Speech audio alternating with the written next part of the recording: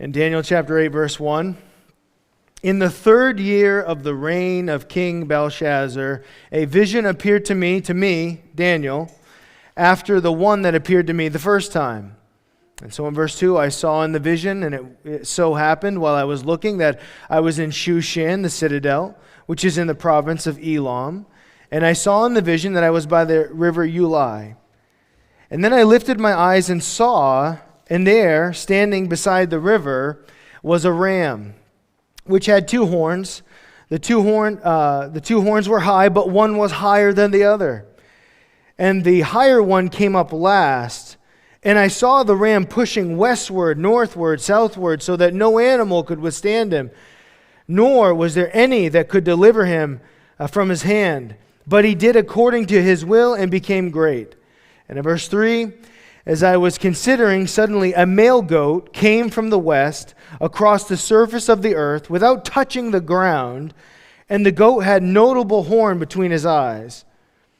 And then in verse 6, he came to the ram that had two horns, which I had seen standing beside the river, and ran at him with furious power. And I saw him confronting the ram, and was moved with rage against him, and attacked the ram, and broke his two horns. There was no power in the ram to withstand him, but he cast him down to the ground, and he trampled him. And there was no one that could deliver the ram from his hand. So we're going to talk about what this is and what this is not in just a moment. But let's start in verse 1, of course. It's in the third year of the reign of Belshazzar. If you remember chapter 7 when we studied, it was in the first year of the reign of Belshazzar that he had his first vision of the things of the end times that we studied for the last few weeks. Now in chapter 8, it is 2 years later that he has this vision, which that's self-explanatory, but let me remind you of something so important this morning, that Daniel is a powerful, godly man, used by the Lord mightily. But even in his life, visions and miraculous and supernatural does not happen every day. It happens, but sporadically. And just let that be a little bit of an application to you and I this morning. No matter where we find ourselves on the scale of our relationship with the Lord, just know this, that it is highly unlikely that God is going to show up in your life in this supernatural, powerful, awe-inspiring way every single day. It's just a fact of life. If you're someone like Daniel, notice it isn't like the next day and the next day and the next week and the next month. I had another vision and another thing and another. All of these things that we're going to see in these chapters ahead are years apart from each other. And listen, friends, sometimes there's this idea in Christianity that every day has to top the last one. It has to be more magnificent, like a fireworks show, only it's always the grand finale, right? And having shot off a few fireworks in my day, some of you know I have credentials in this, okay? Some of you more than others. We have 1 year as a church, we spent thousands of dollars on fireworks. This is something we used to do in years past. And so 1 year was the biggest fireworks show we'd ever had between donations and but we had thousands of dollars worth of fireworks. We were so cranked up. And we normally have a plan and it's all timed and do this first and take a pause and do that and let's slow. We were just like drug addicts. We were just like, light it all. And we whoosh. And that thing went off for 3 to 5 minutes straight. And it was, from start to finish, a grand finale. And everyone was like, that was the craziest show we have ever seen in our lives. First of all, the proximity, no legal fireworks show should ever be that close to human beings, by the way. So they're like, first of all, it's raining on top of us, the debris. It was unbelievable. But it was so flashing and banging and crazy that people were like, that was the most wild fireworks show I ever said, but I don't know if I could say that it was the most enjoyable I've ever seen. It was just intense the whole time.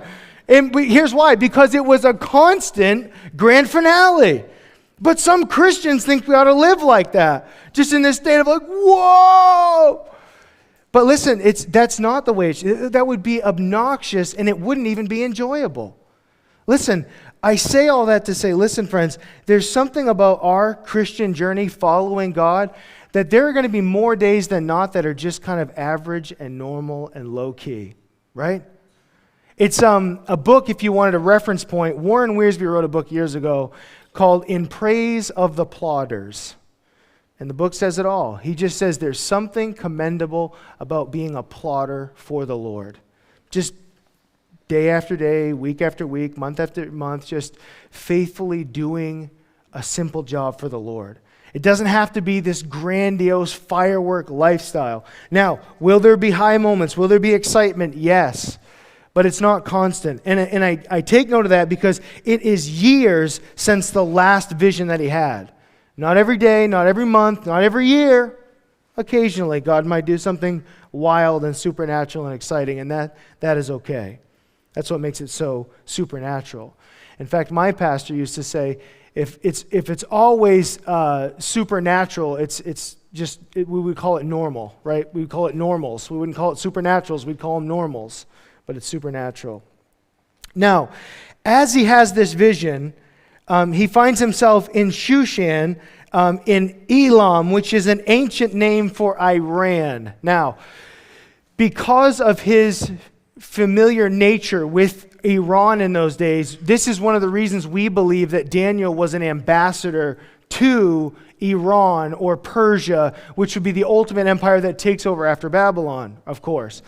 So all that says, it helps us fill in the gap and understand that Daniel, for some reason or other, was familiar with the geographical location of Persia in those days, which is relevant. And just for your note, by the way, the name Iran came about, I think, 1935 specifically. So before that, it was always Persia.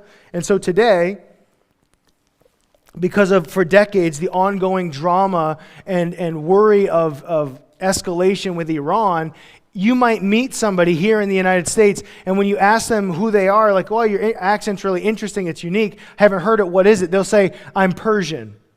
But that's their way of not trying to freak you out. They don't want to say, I'm from Iran, and you say, terrorist, So they say, I'm Persian. Just so you know, I met a guy at a car rental place that did that to me one time. I'm Persian. Oh, so you're from Iran. He's like, I said, I know you terrorist. No, I didn't say that.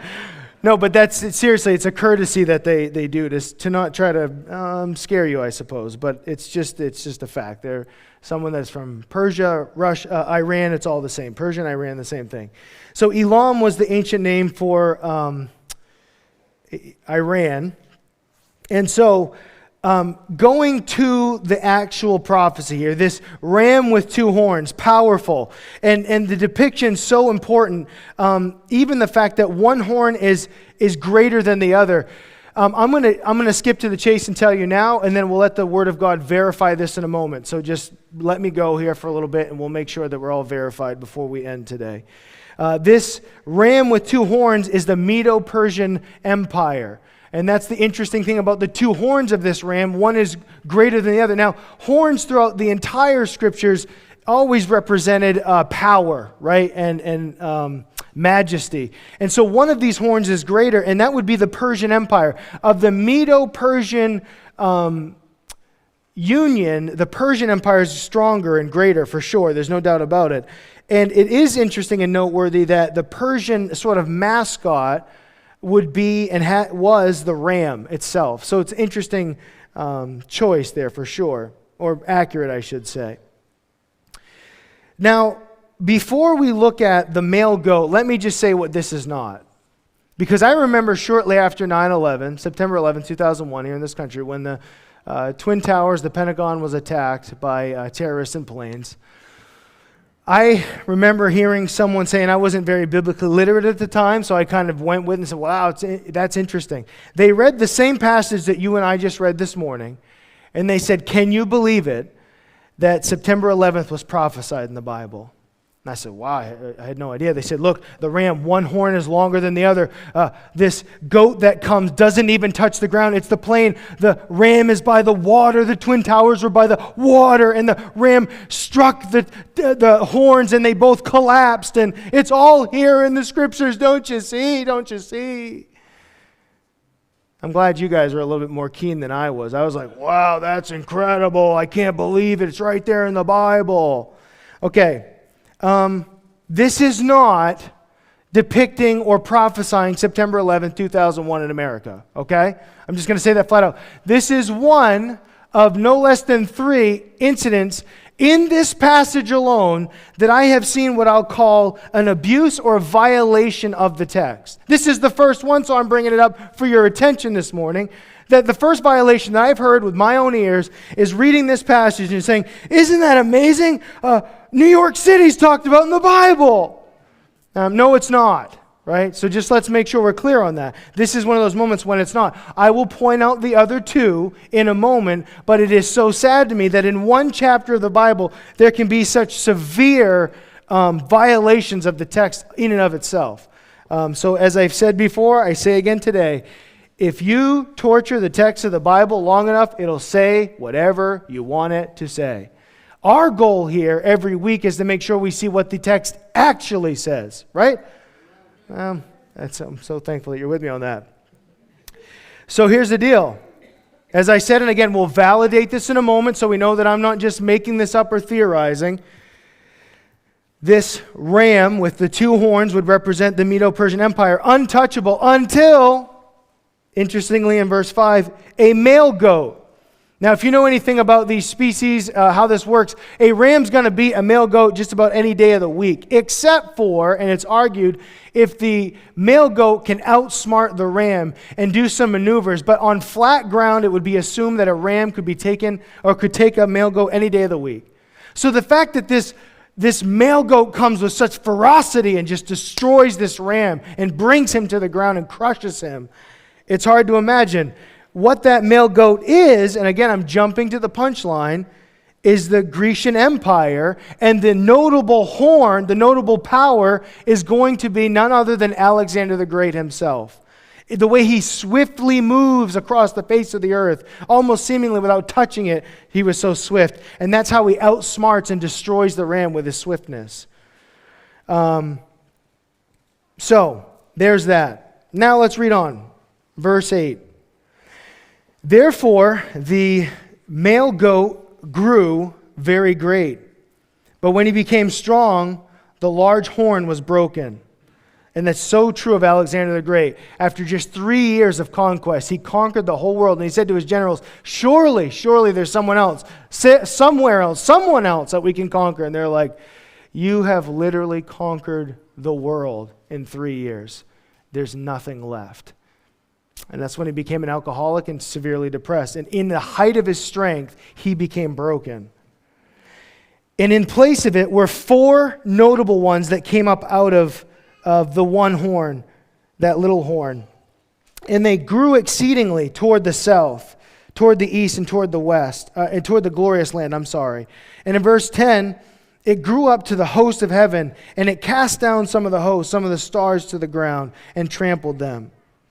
And he even exalted himself as high as the prince of the host, and by him the daily sacrifices were taken away. And the place of his sanctuary was cast down because of transgression. An army was given over to the horn to oppose the daily sacrifices and cast truth down to the ground. He did all of this and prospered. Then I heard a holy one speaking to another holy one and said, that certain one who was speaking, how long will the vision be concerning the daily sacrifices and transgressions of desolation? The giving of both the sanctuary and the host to be trampled underfoot. And in verse 14 he said to me, for 2,300 days, then the sanctuary shall be cleansed. So we're going to talk about all this, and some of it might be a little foggy. Initially, I understand. We will bring as much clarity as possible before we finish and let the Bible define these things for us. But since we're here, again, notice that the notable horn at its peak, at its strength, was broken. And once that happened, that horn's power was divided between 4. Just like Alexander the Great, when he died, his power was dispersed between 4 of his generals. And then it even goes on to say that one of those four generals, one of them will be replaced by a notable horn, another horn of power. We know that one to be Antiochus Epiphanes, okay? He will be for us today, and I hope to make this clear in a few minutes. He will be for us a very clear prelude, a very clear foreshadowing of what the Antichrist will be in the end. And it's not just me thinking that. This is exactly what the Lord does in this vision for Daniel. But let me stop and say something very important about the Grecian Empire, as it were. This prophecy, as it goes out right now, is around 200 years before Alexander the Great ever comes on the scene. 200 years before. It is so accurate and so important that the Bible actually lays this out before it ever happens. This is where Bible critics, even some theologians that are skeptics or liberal theologians, you might call them, they say there is no way that this chapter was written as of when it was said it was written. There's no way that he could have seen the power succession the way he sees it so vividly, unless we actually believe the first verse and God gave this vision to him, right? So that's what we believe in our little country bumpkin heads. Okay, I had to say that. That's kind of fun, right? We just believe the Bible. Isn't that unfortunate? Anyway, so all that to be said, if I could give sincere credence here, the fact that God knows the end from the beginning, it's something that he touts around in the Old Testament. He says, this is what makes me different than all others, is that I know the end from the beginning. I can call out every shot before it ever happens. And not only that, God knows these things, and you notice he doesn't always prevent them. That's why there's even this dialogue of like, how long is this perversion going to go on? And there's a time that's allotted to the whole thing. Because God sees it all, he works in it all, he's patient through it all, he's long-suffering in it all. And let me just say this, one of many things that's interesting about the Greek Empire coming to power and rising up the way it does, because Alexander the Great dominates the world scene the way that he does, in the speed in which he does it, the Greek language will become the common language of the world. That may not seem like a big deal to you and I right now, but you have to understand, that transfers all the way down through Rome, where the average language is Greek, and even the Bible will be translated, the Hebrew scripts will be translated into Greek for the common person to understand it. And listen, that means by the time Acts chapter 2 happens, and Peter stands up on the day of Pentecost, do you know what language he preaches to the world in? Greek. So God uses all of that to create a common language that he can actually prophesy and speak to the people of the world in a common language. So that's just one of many things we could point to and say, God is in all of these details. But this is that male goat that destroys the ram, okay? Now, some things you need to know about Antiochus Epiphanes. The Jews, very crafty, have always been, even to this very day, they have a play on word kind of thing that they like to do. It's very interesting. So they used to call him Antiochus Epimanes, which is like, what his name originally meant was the glorious one. When they said he was Epimanes, they're saying he's like the crazy one. He's a madman, is what they were saying. He's Antiochus the madman. And notice here, it talks about a desolation of sorts, this desolation of sacrifice, which is very familiar. If you know the old or the language of eschatology in the last days, you understand the Antichrist is going to come in 3.5 years into the tribulation period and desecrate the holy place. And it's known as the abomination of desolation. Well, there's similar language that's used here for Antiochus. Now, he even opposes the daily sacrifices. So in December of 167 BC, he will go into the temple and desecrate it. He will set up an altar to Zeus, and he'll offer a pig on it, which is completely an unclean animal to the Jewish people. Then he will take the juices and blood from that pig and just spread it all around the temple itself, the holy sacred temple. And that is what brings a desolation there, that people literally abandon the temple. Now, this all happens, for your information, it's very important to us, in what is known in theological circles as the intertestamental period. Do you get all that? All it simply means is the period from one testament to the other. The Old Testament to the New Testament, that's the intertestament. That's between the Old and between the New. And that period of time is the sort of the thing we're studying and looking at with Antiochus. But understand this, it's a notable holiday that's birthed in this moment. It'll become important in just a second. But the holiday, the Jewish holiday of Hanukkah, actually comes from this moment. The word Hanukkah means dedication. What the Jewish people are going to do in the Maccabean revolt is take back the Temple Mount, and they're going to cleanse the temple, and they're going to dedicate the temple once again. That's where the very celebration of Hanukkah comes from. And then there's this amazing story of only having one day of oil, and yet it lasts multiple days. That's where Hanukkah gets its tradition from. So we could go on and on. But again, this all happens between the Old and New Testament period.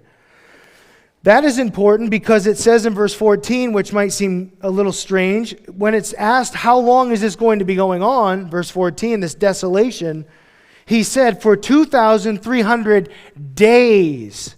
Now, if you have a newer translation, I'd assume many of you have some sort of note next to that word days. Raise your hands if that's the case. You have a little footnote or note next to that? Okay, 2 of us. No, I'm just kidding. There's a whole bunch of... my New King James Version certainly has that because, and if you notice in the note, it'll say evening mornings as a proper definition. Evening mornings. So understand that's so important because being exact with the text is what people have a hard time with. And I wouldn't want to be dogmatic. The easiest thing to say is we don't fully know. Okay, thank you. Or because it says evening days, not literal single days, not 2,300 days, but evening days according to the Jewish calendar, because there was the morning and evening sacrifice, it's referring to half the amount of time that's being referred to. So that, in other words, it's at 1,150 days.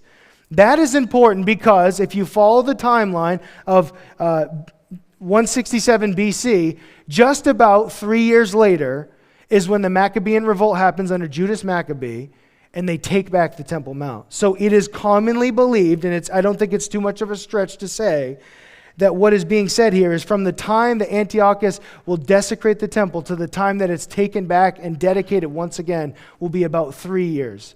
Some could argue the 6-year note, that's fine. It's nothing to lose sleep over. But, this brings up the third and... John, could you bring my phone? Thank you so much. I just realized I don't even have it. Isn't that wonderful? I do that all the time. Where's that stupid thing? Oh, good, I'm not married to it. Okay, anyway. I needed to give you a quote here. So, this would be the second passage that has been violated as far as I'm concerned. Because we just read it. I gave you a best shot guess at it, understanding of it, if you will. But let me read you something from David Guzik. This is so key because this is the second violation of Scripture in this passage, this time frame that we just talked about.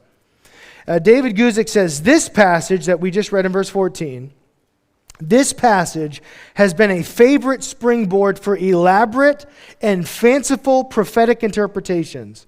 A popular and tragic interpretation of this passage took 1 year for every day. And William Miller used 2,300 years day to calculate that Jesus would return in 1844, 2,300 years after Cyrus issued the decree to rebuild the temple. So he's not even getting into the fact that all the gymnastics numerically that this man had to do, that William Miller did. But his movement ended up giving birth to the Seventh-day Adventists, the Jehovah's Witness, and several other movements. This is important in American history for you folks. Very important to know this. That this man, William Miller, in the 1840s, sets up our nation for what they call the Great Disappointment. Now remember, this is 100 years after our founding, in that period of time, but just prior to our founding in 1776, the Great Awakening happened. 100 years later in American history, we have the Great Disappointment because of this prophecy that was taken out of context.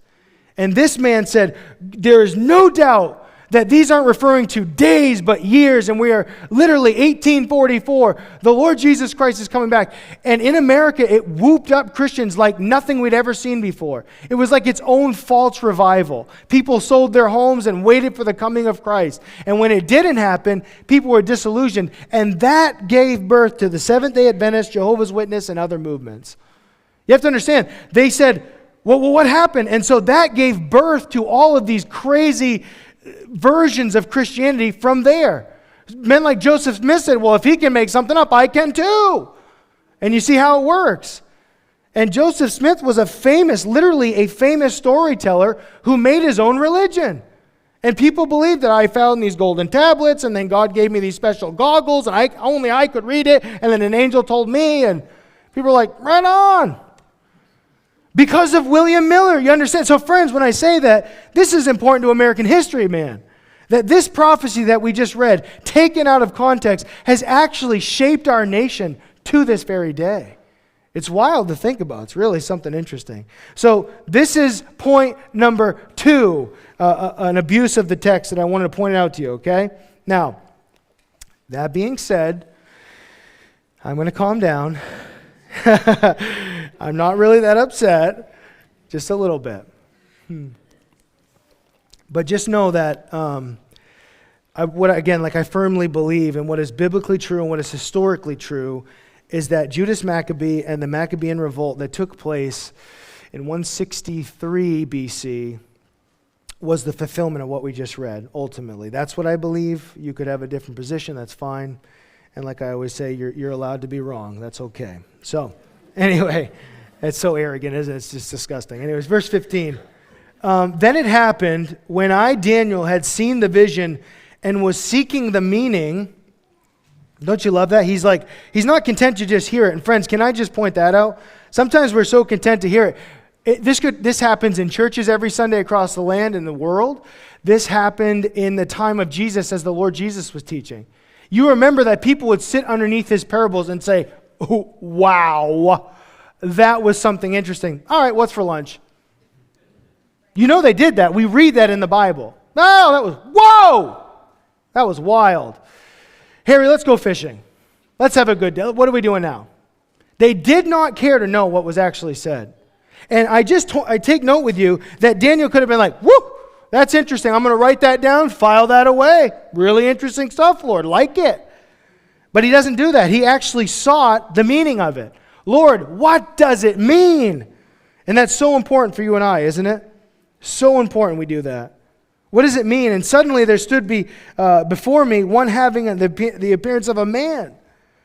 And I heard a man's voice between the banks of Ulai, who called and said, Gabriel, make this man understand the vision. This is one of the few mentions of an angel with a name, by the way. Most of the angels in the Bible are unnamed. We only have 3 angels that are named, Gabriel, Michael, and Lucifer. Which again, I always find it fascinating that Lucifer took 1/3 of the stars with him when he's only one of 3, what we believe to be archangels. So Gabriel, only one of 3 named angels in the Bible. And he says, Gabriel, make this man understand the vision. So Gabriel came near to him where he stood in verse 17.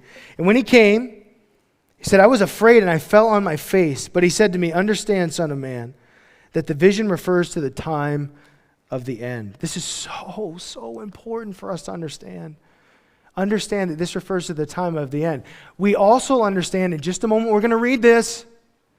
It speaks of the Medo-Persian Greek Empire, but he says something here that is so key that we hone in on. And I promise to bring clarity before we end. He says, but this relates to the end times. Okay? So important. Now, verse 18. As he was speaking with me, I was in a deep sleep with my face to the ground. But he touched me and he stood me upright. And he said, look, I'm making known to you what shall happen in the latter time of the indignation.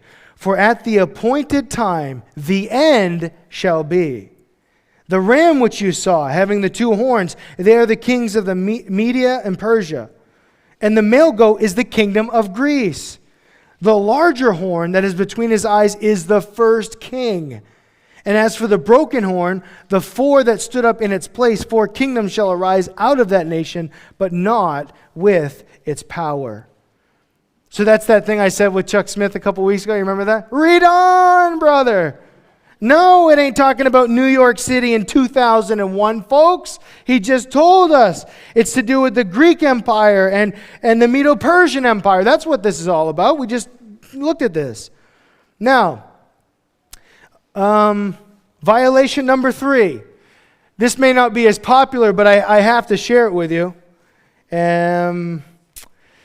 I made just a mention to my wife, and her takeaway was almost word for word the thing that I was writing in my notes as I was writing this down. So here's the thing. I mentioned a church service that we went to, and my wife was like, we had such a sweet mailman. I said awesome mailman. I literally have that written in my Bible. Awesome mailman, right? You want to know what I'm talking about? Years ago, when we lived in Princeton, Maine, we had this mailman. And he was a chatty guy, really fun, outgoing guy, and we'd see him throughout town and stuff. And he's just a real fun, bubbly guy. You know, he'd go to Subway and say, "I'd like to have a peanut butter and jelly sandwich," and they're like, "We don't do peanut butter and jelly here." You know, just a fun, just outgoing, real cool guy. We would talk and share our faith with him, tell him about the church that we had planted, all this kind of stuff. Well, one day he said, "It would mean a lot to me if you came to this service. We're doing a real special service, and I'd really like if you guys came." So my wife and I took baby Riley with us. She was just a couple years old. We said, "Well, we'll go. We want to, honor our mailman. Who doesn't want to honor their mailman? You know what I'm saying? That's like a big deal. You want to make sure your mailman's cool. You're cool with your mailman, So we went to this pretty excitable Pentecostal service, okay? And so we're rolling up in this little church in Bethel, Maine, and we go in there, and it might have been actually Bethel Church, actually. I don't know if it's in Bethel, Maine. I'm getting a little confused on that right now, but nonetheless. We go into this church, and the first thing the pastor says, the things that, it's different. It's different. It's fired up. Things are cranked up. I'm like, I can handle it. It's fun to be in a new environment. And I've told my wife over the years, it's nice for us to go in environments that are not comfortable for us, because then we can relate to new people at our church, right? The uncomfortable desire. So the feeling, So there we are. And one of the first things after, everyone's raising their hands, jumping, shouting, and then Riley's doing the same thing. She's like, "Woohoo, hallelujah." Like, okay, Riley, don't do none of this. But the pastor gets up there, and he is preaching. The pulpit is melting, you know what I mean? And he's like, "Folks, you're going to look around, and you're not going to find a single clock in this building, because there is no time restraint on the Holy Spirit." And I was thinking, okay, but if you go like 45 more minutes, we're out of here, bro. That's what I was thinking in my head, man. Like, that's just about, you got that much time because we got places to be, So that was the first, that's interesting. That's real interesting. But he read this passage that I just read to you. And all these years later, I just read it, and it just, boom, came right back to me. He was in the heat of passion and fiery sermon preaching, talking about how the angel Gabriel came over to him. And he said, so what that means, folks, is the angel Gabriel flew to Daniel. And it's like pin drop quiet, and he says, "Ladies and gentlemen, the angel Gabriel will be flying here tonight." And my wife and I literally looked at we're out of here. We were like, that's officially the last straw, man. The angel Gabriel will be flying here tonight? We just said we're out of here. This is crazy. So I just had to tell you that because that's the third violation of this text that I have seen. That is crazy, man. Reading this passage and acting like Gabriel's going to come flying around the church tonight. Anyway, all because we love our precious mailmen. You know what I mean? So it's just what it is. Oh, man. But, man, no. The angel Gabriel's not flying around here tonight. The angel Gabriel had a very specific mission for Daniel is what it was.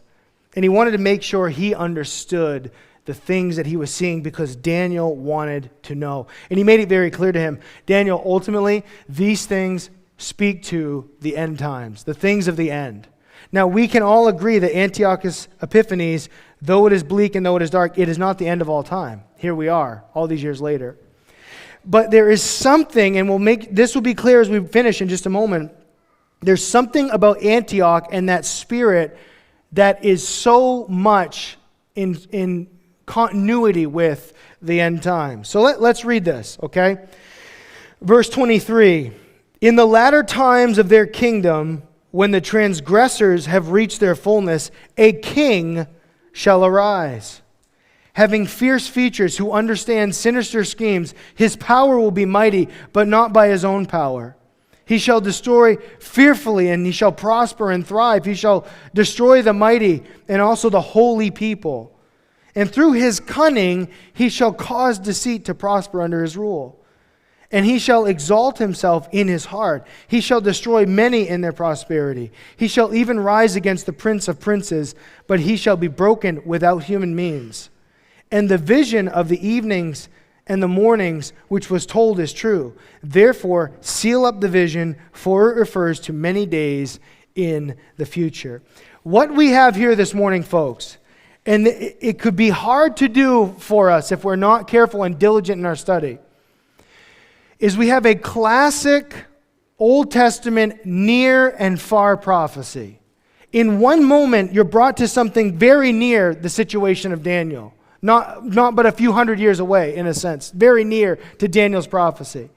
But not only does it find its fulfillment there, but also in a future time. And that is what can be hard and almost discouraging for people when it comes to studying the end times. Is like, well, how does it mean this and that?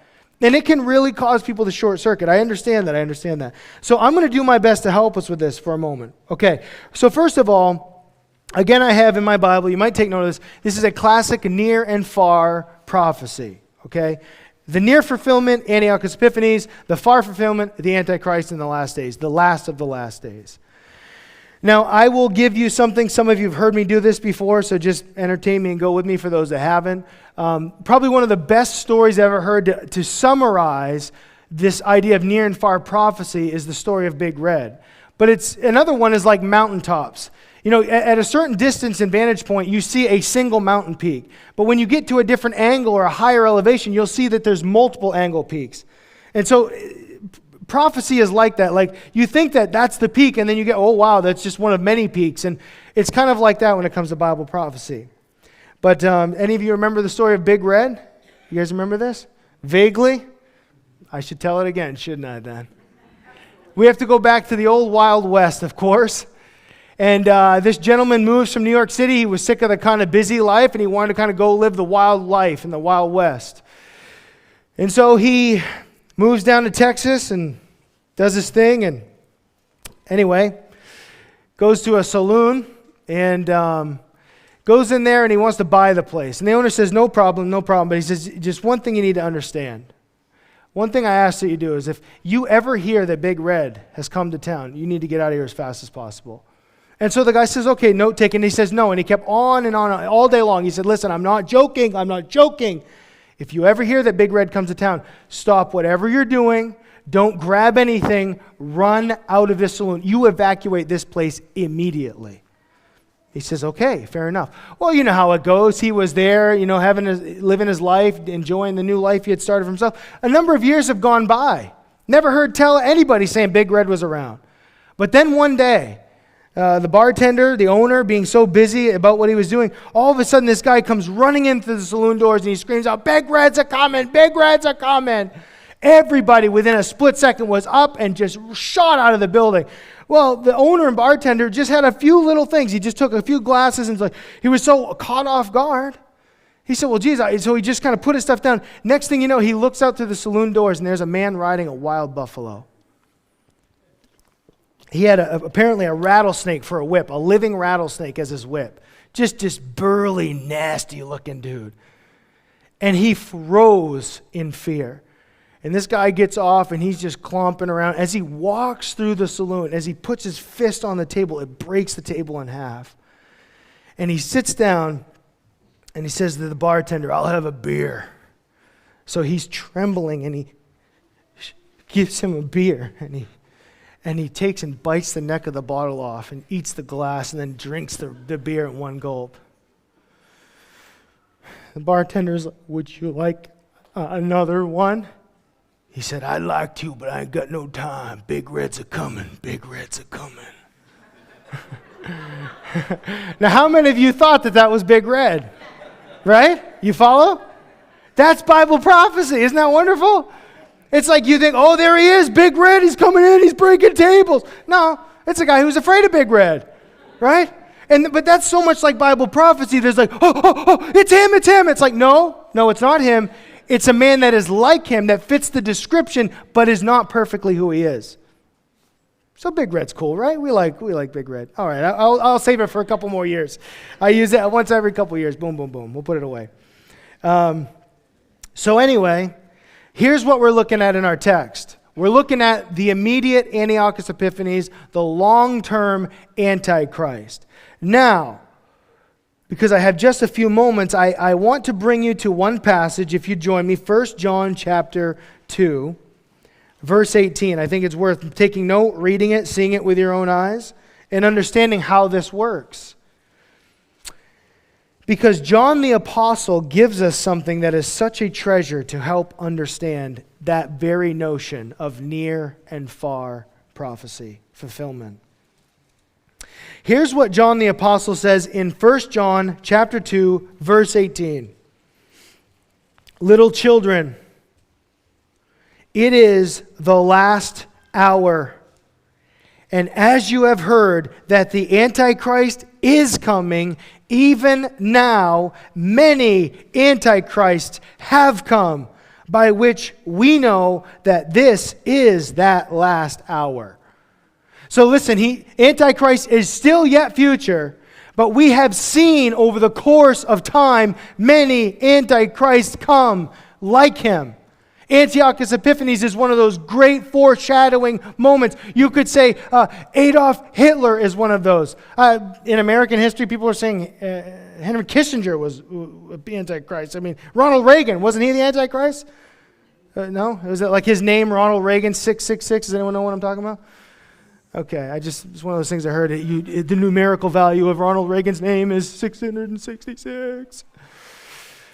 My point is, there are those that have come throughout human history that have had Antichrist qualities. They've been Antichrist in manner, but they are not the Antichrist. It just points to the fact that he is coming, he's coming soon, right? Just a little footnote for you because we're here. I just need to point this out to you this morning. I mentioned that here at Calvary Chapel, we are pre-millennial. We believe that before, and pre-tribulationist. That before the tribulation period, the church is raptured. Okay, that's a belief that we hold. It's a very fundamental belief in Christianity that we hold that. There is another belief of others, but here is one that is preterism. Preterism is the belief that all of the things, for example, that you read in the book of Revelation, all of them have been fulfilled in AD 70 specifically. That's an ultra-preterist, okay? So if you ask someone called a preterist, what the word preterist means it's already happened beforehand. So when you and I read the book of Revelation, a preterist says, don't worry, it's all been fulfilled in AD 70 with Vespasian. Okay, because Vespasian came and destroyed Jerusalem in AD 70 and the desecration of the temple and tearing it all down. That's when the events of Revelation were actually fulfilled totally. Okay, let me just do one thing for you. This may be interesting to some and not others, but it's worth me saying. 1 John, 2 John, 3 John, and the book of Revelation, all of them written about the same time in John's life as an older man. No later than 80-90. Somewhere around 80-90 or so. My point in saying that is 20 years after AD 70. The preterist tells you and I that the book of Revelation is fulfilled in AD 70. The book of Revelation was written in AD 90. Are you following me? There is no way. It's what we call a logical fallacy. It's very convenient theologically to say, oh, all of that was fulfilled in AD 70, but the problem is it was written after the fact, and verses like this being written after AD 70, what does John the Apostle say? Can you tell I'm pumped up about this? Because again, I'm just a dumb country bumpkin because I believe this stuff. John the Apostle says in around 80-90, he says, the Antichrist is going to come. He does not say the Antichrist came 20 years ago. Do you see the distinction there? So if you ask me today, Greg, why aren't you a preterist? That is why. Because I don't believe in trying to fulfill the Bible because it's inconvenient for me to try to have to figure it out. I just want to see for what it says. And John the Apostle said the Antichrist is still yet to come in 1 John chapter 2, verse 18. I'm probably get too excited about that stuff, but that's okay. Anyway, the last and most important thing here, verse 27. He says, I, Daniel, fainted and was sick for days. Afterward, I arose and went about the king's business. I was astonished by the vision, but no one understood it. There are two great things I want to share with you as we finish right now. One, notice Daniel's takeaway. Now, and again, don't get me wrong. I am so pumped for the last days. I'm so pumped for the rapture and all the rest of it. But if we're not careful, sometimes we're like, woohoo! Yeah, bring it on. Listen, a real study and evaluation of the last days is terrifying. It's dreadful to think. The Bible says explicitly, no days have ever been like it on the face of the earth. The suffering and the torment that's coming for people ahead, it's so devastating. That is why, amongst many reasons, Daniel fainted and was sick. Just the thought of his people being, obliterated by these men, by men like Antiochus and the Antichrist, it was so unbelievable to him. It was so just grievous to him. So that's the first thing I want to say is, part of our study of the end times, there is an element to which we say we are grieved by the depravity of man and the justice that will be done ultimately, but we will certainly be thrilled to cheer the Lord on. There's no doubt about that. But here's the last thing, is a quote from David Guzik again. He says this, how are we to best prepare for the second coming? How are we to best prepare for the second coming of Christ? He says we need to consider seriously the Lord's first coming. If you want to consider seriously the second coming, you must consider the first coming of the Lord. And everything he said and everything he did, the miracles, the healing, the ministry, the words that he said, that is how we are best prepared for the second coming. So with that being said, let us stand and pray together.